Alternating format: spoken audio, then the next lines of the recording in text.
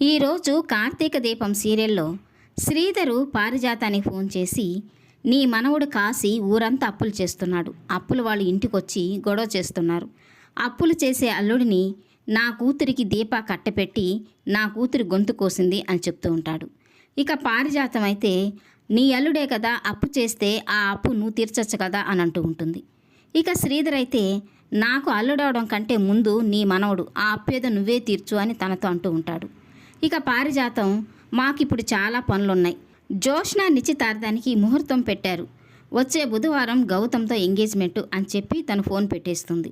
ఇక ఆ మాటతో శ్రీధర్ ఒక్కసారిగా షాక్ అయిపోతూ అదే విషయాన్ని కావేరితో చెప్తూ ఉంటాడు. ఇక కావేరి అయితే మనసులో, ఆ గౌతమ్ చెడ్డవాడు కదా, జోష్న పెళ్ళికి ఎందుకు ఒప్పుకుంది, ఏదైనా ప్లాన్ వేయబోతుందా అని అనుకుంటూ ఉంటుంది. ఇక గౌతమ్ వాళ్ళ పేరెంట్స్ వెళ్ళిపోయిన తర్వాత శివన్నారాయణ, వచ్చిన వాళ్ళని వరుసలతో పిలుస్తున్నావేంటి అని కార్తీక్పై కోపడుతూ ఉంటాడు. ఇక కార్తీక్ అయితే, మేమిక్కడ పని చేస్తున్నట్టుగా వాళ్ళకి డౌట్ రాకుండా ఉండడానికి అలా మేనేజ్ చేశాను అని చెప్తూ ఉంటాడు. ఇక జోష్ని చూసి, ఏంటి జోష్న, ఇప్పుడు నువ్వు హ్యాపీనేనా, నీ ముఖం చూస్తుంటేనే వెలిగిపోతుంది, నిశ్చితార్థం అంగాంగ వైభవంగా జరగాలి అని అంటూ ఉంటాడు. ఇక ఆ మాటకి సుమిత్ర, అలా జరగాలంటే దీప ఒక పని చెయ్యాలి అని అంటూ ఉంటుంది. ఇక దీప, చెప్పండి అమ్మగారు, మీరేం చెప్తే అది చేస్తాను అని అంటూ ఉంటుంది.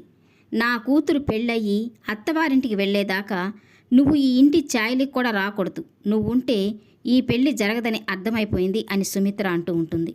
ఇక ఆ మాటకి దీప ఒక్కసారిగా షాక్ అయిపోతూ ఉంటుంది. ఇక ఆ మాటతో జోష్న కూడా షాక్ అయిపోతూ ఉంటుంది. దీప ఉంటేనే కదా నా నిశ్చితార్థం చెడగొట్టేది అని మనసులో అనుకుంటూ పారుతో అంటూ ఉంటుంది. ఇప్పుడు దీప అంటే గౌతమ్ వాళ్ళ అమ్మకు నచ్చదు, దీప ఇంట్లో ఉంటేనే ఎంగేజ్మెంట్ మనం చెడగొట్టుకోవాల్సిన అవసరం లేదు, దీపే చెడగొడుతుంది అని తనతో అంటూ ఉంటుంది. ఇక సుమిత్ర, ఈ ఇంటికి మంచి జరగాలంటే నువ్వు ఈ క్షణమే ఇంట్లో నుంచి వెళ్ళిపో అని దీపతో చెప్తూ ఉంటుంది. ఇక దీప కూడా, మీకంటే ఏది నాకు ఎక్కువ కాదు, మీరు చెప్పినట్టే చేస్తానని అక్కడి నుంచి వెళ్ళిపోబోతూ ఉంటుంది. ఇక తను వెళ్ళిపోతూ ఉంటే జోష్న తనని, ఆగు దీప అని తను ఆపుతుంది. ఇక సుమిత్రతో, దీప వెళ్తే దీప వేసిన నింద నిజమవుతుంది, నా నిశ్చితార్థం అయ్యే వరకు దీప ఇక్కడే ఉండాలి అని అంటూ ఉంటుంది. ఇక సుమిత్ర తనకి ఎంత నచ్చజెప్పినా తన మాట వినకుండా అలాగే మాట్లాడుతూ ఉంటుంది. ఇక అంతా వింటూ ఉన్న శివన్నారాయణ, మనవరాలు చెప్పింది వినొచ్చు కదా అని సుమిత్రతో అంటూ ఉంటాడు. ఇక వెంటనే పారిజాతం, మీ మాటే నా మాట అండి అని అంటూ ఉంటుంది. ఇక సుమిత్ర జోష్నకి ఎంత నచ్చజెప్పినా తన మాట వినకుండా దీపను ఇంట్లో నుంచి పంపిస్తానంటే ఈ పెళ్ళి క్యాన్సిల్ చేసినట్టే అని అంటూ ఉంటుంది. ఇక దాంతో సుమిత్ర, నా కూతురు కోసం ఒప్పుకుంటున్నాను, ఏదైనా తప్పు జరిగితే నాలోని తల్లికి కోపం వస్తుంది, జాగ్రత్త అని దీపకి వార్నింగ్ ఇస్తూ ఉంటుంది. ఇక జోష్న పారిజాతం మాట్లాడుకుంటూ ఉంటారు. ఇప్పుడు నా ప్రాబ్లం క్లియర్ అయింది గ్రాని, దీప ఇంట్లో ఉంటేనే నా పెళ్ళి జరగదు, తనతో ఈ పెళ్ళి ఎలా చెడగొట్టించాలో ప్లాన్ వేయాలి అని అంటూ ఉంటుంది.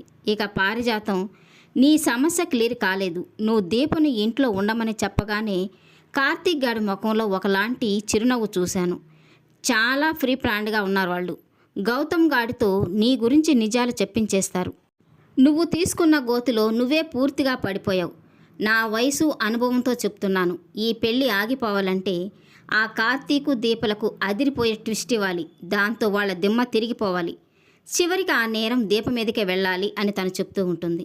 ఇక జోష్న అయితే, రేపు మనం ఒకరిని కలవాలి, వాళ్లే ఎంగేజ్మెంట్ని ఆపుతారు అని చెప్తూ ఉంటుంది. ఇక దీప సుమిత్ర అన్న మాటల గురించే ఆలోచిస్తూ ఉంటుంది.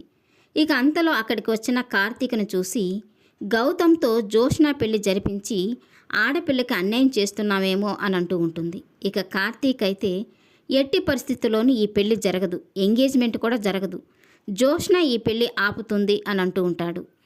ఇక దీప, జోష్న పెద్దవాళ్ళకి భయపడి తాళి కట్టించుకుంటే అని అంటూ ఉంటుంది. ఇక కార్తీకు, నువ్వు మంచి చెప్పాలని చూస్తే అది రికార్డ్ చేసి నన్ను పెళ్లి చెడగొట్టుకోమని చెప్పింది దీపే అని నీ మీదే నింద వేస్తుంది అని అంటూ ఉంటాడు. ఇక దాంతో దీప ఒక్కసారిగా షాక్ అయిపోతూ ఉంటుంది. ఈ వీడియో నచ్చినట్లయితే లైక్ చేయండి, సబ్స్క్రైబ్ చేయండి. Thank you for watching.